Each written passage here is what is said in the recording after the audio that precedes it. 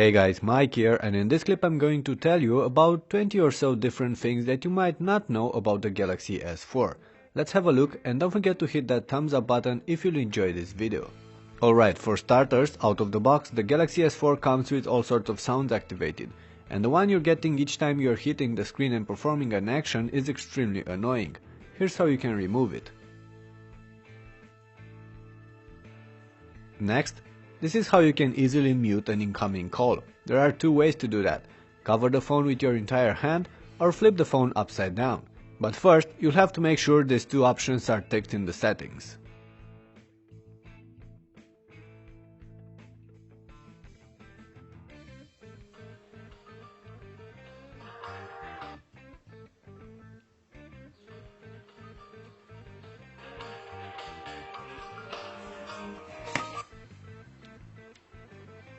Another cool feature allows the phone to automatically increase the ringtone volume to maximum when in your pocket or bag, regardless of how it's usually set up. For that you need to go to Settings, Call Settings, and make sure that Increase Volume in Pocket is ticked.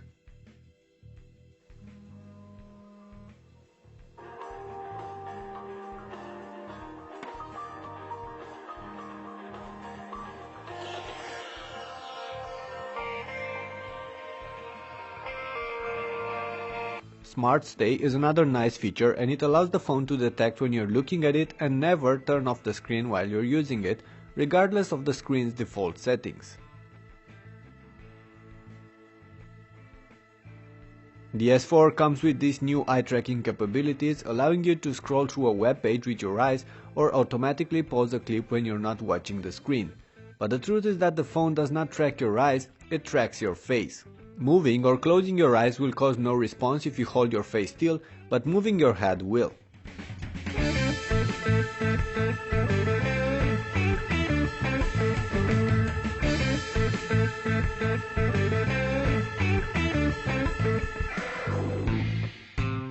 Multi-window is a cool feature on the S4, and it allows you to run two apps at the same time in a split-screen environment. It only works with a limited selection of apps, but now you can finally listen to music playing from YouTube while browsing on an Android device, and to be frank, I've been waiting for that for so long. Most of the time. It's a 13-megapixel camera with an f2.2 lens, plus 1080p video, of course. However, there's a rather narrow field of view on this lens, narrower than I was expecting from a modern handset. Anyway, the pics and clips coming out of it. Unlike other AMOLED screens, the one bundled on the Galaxy S4 comes with an RGB mode that should display colors in a more natural, less saturated way. You can activate this mode by going to Settings, Display, Screen Mode, and select Professional Photo.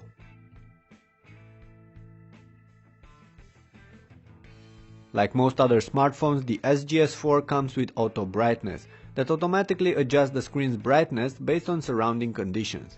However, the S4 also allows you to tweak the auto brightness settings to a lower or a higher overall brightness level, based on your preference. This way, you will have to use the manual brightness settings less often. By default, the menu and back controls flanking the home button on the S4 turn on for a second or so when used, but you can change that. Go to Settings, Display, and play with the options under Touch Key Light settings.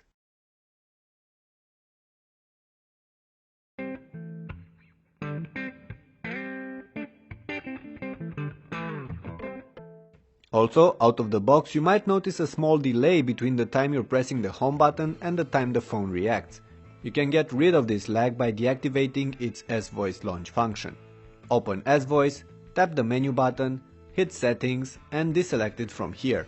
The phone will get noticeably faster after that.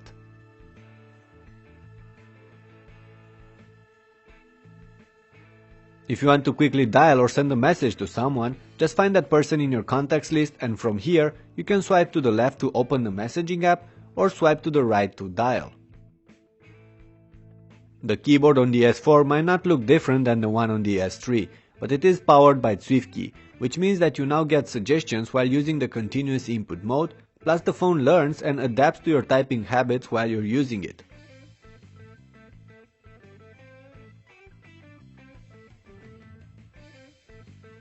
Also out of the box, the lock screen on the Galaxy S4 is quite simple and contains no quick launch icons and no widgets, but you can add those from the settings if you want to. One quick note though, after adding widgets, I noticed that the phone would take longer to open the lock screen after pressing the power button, so I ended up only using those icons on the bottom.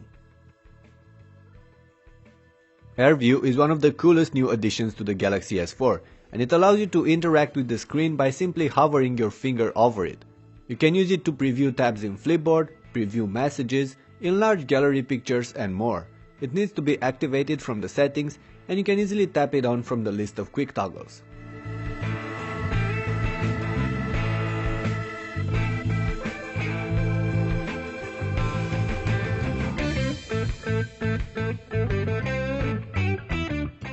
With the phone flat on your desk, you can easily peek at the latest notifications and some extra info, like the date, hour and the track playing, just by covering the screen with your hand without pressing any buttons.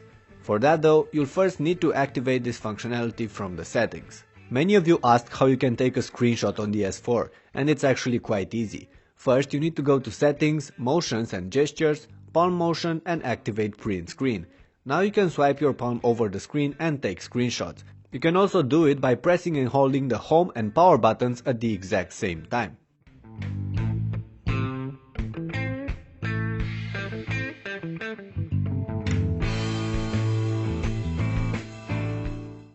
If you want to turn off the camera's shutter sound, there's a simple but rather stupid mode of doing that. You need to put the phone on mute, not on vibrations, on mute, and this way that annoying shutter sound will be gone.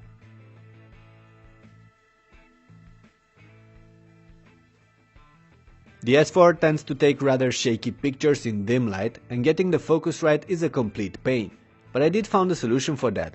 I use the drama mode and take a quick burst of pictures and then pick the good one from those. It's not an ideal approach, but it tends to work for me. Alright, that's about it for now. Thanks for watching, and I do hope you enjoyed this video. Leave a thumbs up if you did and subscribe to my channel for more. I have many other clips about the S4 there, so you might want to check them out. Also, if you do know some other cool tips and tricks for the S4, feel free to tell us about them in the comment section below. I'll see you later.